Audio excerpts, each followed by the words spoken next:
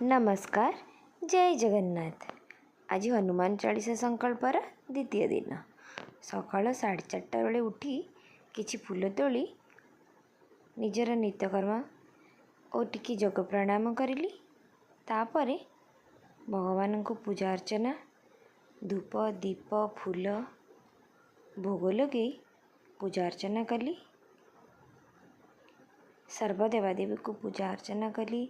तासह हनुमान पाखरे मु गुआ गोटे और लवंग 2टी प्रतिदिन रखुअछि।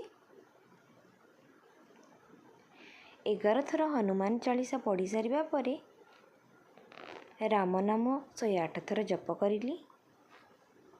तापरे मु कर्पूर आळती करि सारिबा परे शेषरे राधा नाम जप करिली किछि समय।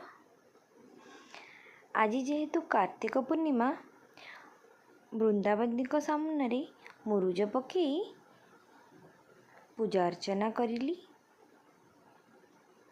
तापरे सूर्य को अर्घ्य दे मो दिनटीर आरंभ होला। कार्तिक पूर्णिमा हेतु आज टिके मंदिर दर्शन तासह बोईत बंदन हैला। रहिली। नमस्कार।